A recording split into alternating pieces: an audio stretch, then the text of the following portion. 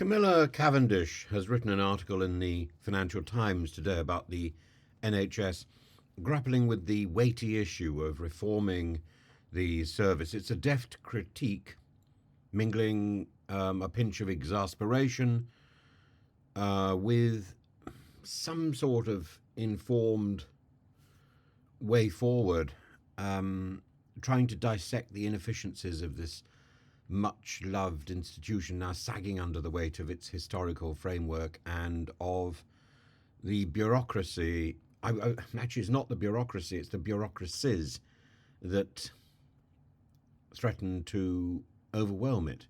At the heart of Cavendish's argument is a notion so scandalous it would have been heretical a few years ago, that the NHS is not only inefficient but in dire need of drastic reform, and that this need is now acknowledged by Sir Keir Starmer's Labour Party. She refers to this as a Nixon to China moment, an apt metaphor, as only Labour can tackle the sacred cow of the NHS without appearing to privatise it.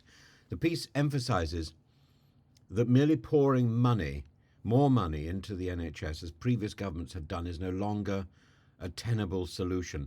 Structural overhaul, not just fiscal patchwork, is what is necessary. And she's right, of course.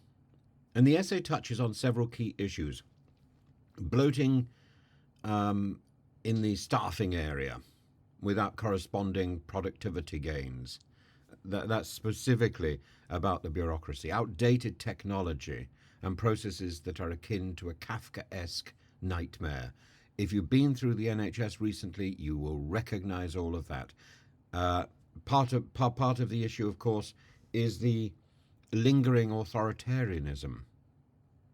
And Cavendish nods approvingly, and the secrecy, and Cavendish nods approvingly to Lord Darzi's report, which paints a devastating picture of the NHS, illustrating a system where processes are so convoluted that doctors waste precious time searching for beds or chasing down records instead of treating patients.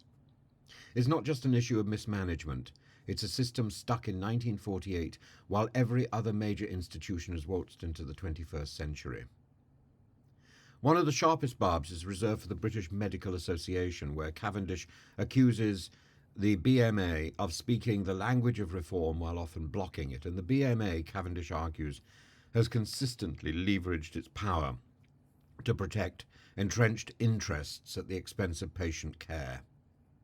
And the irony is that the BMA, which helped shape the NHS, now stands in the way of its evolution, as seen in the strikes and the reluctance to embrace new, potentially life-saving drugs. In the middle of the diagnosis of the NHS's woes, Cavendish also sketches a roadmap forward, and that's interesting.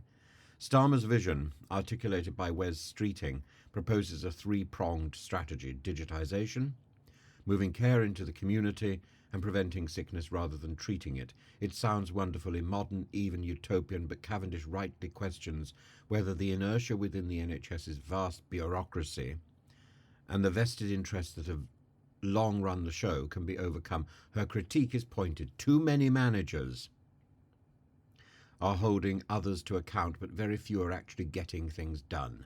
Too much bureaucracy and not enough activity. Too much money going to the bureaucrats and not enough going to the people who do the work, particularly the junior doctors. On the surface, the argument for change is compelling, but there's an undercurrent of scepticism that Cavendish perhaps doesn't fully explore.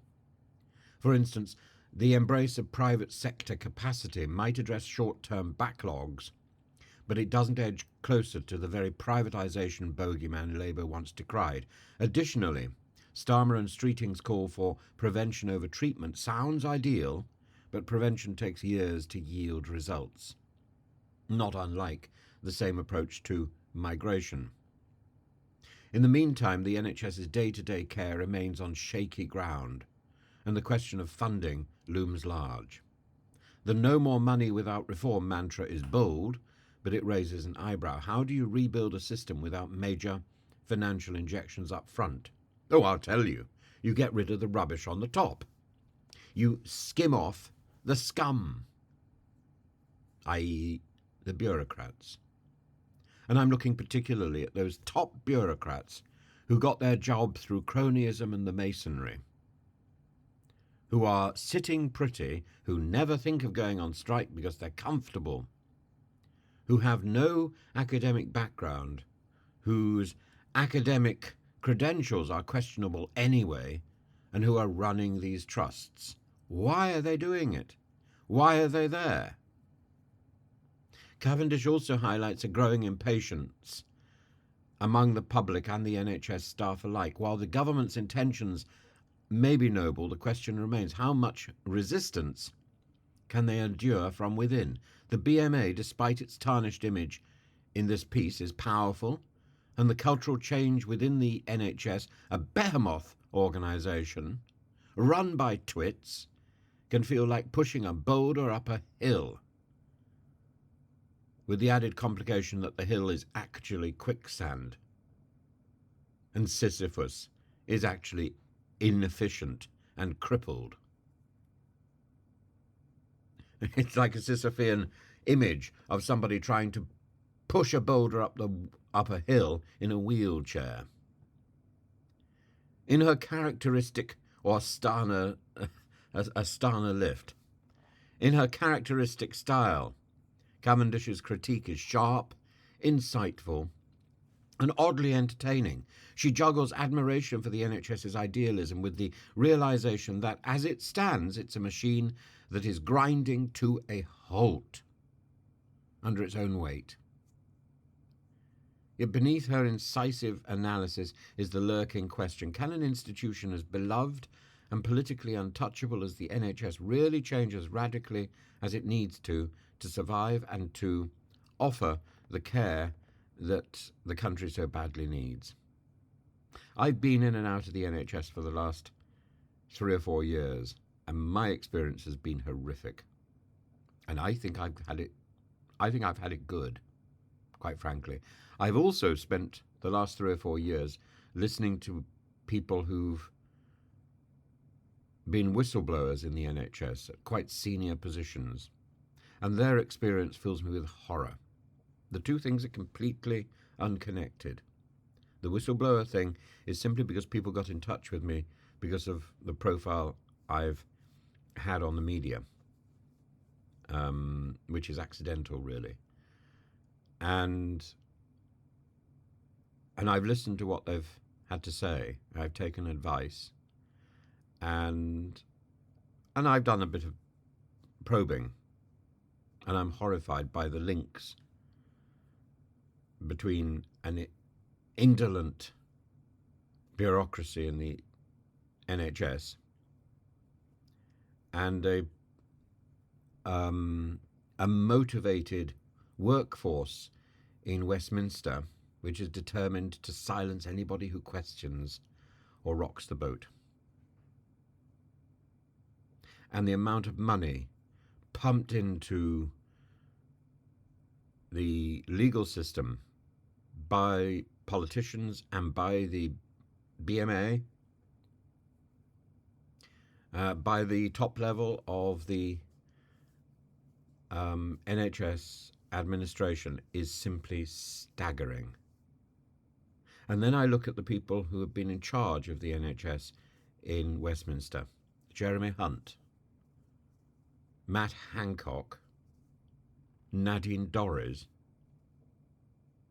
It's the same people again and again. They mess up one thing, they go on and mess up another. And they do everything they can to silence dissent. This is an institution that needs to be changed. And the people who work on the front line, the doctors, the nurses, the surgeons, the people who manage the machinery, need to be applauded and paid. And the bureaucrats need to be stripped of their position and silenced and replaced by people who can actually do the job. And ideally, replaced by systems that work. The systems which are in place are wrong.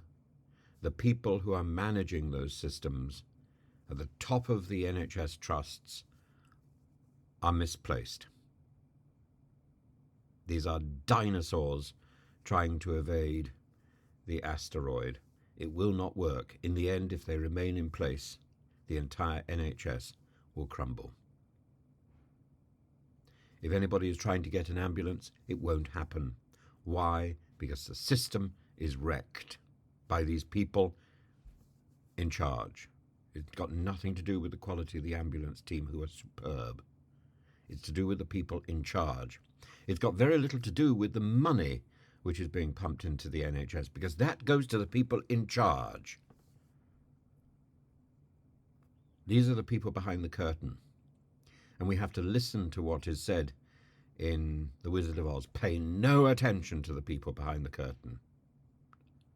Get rid of them.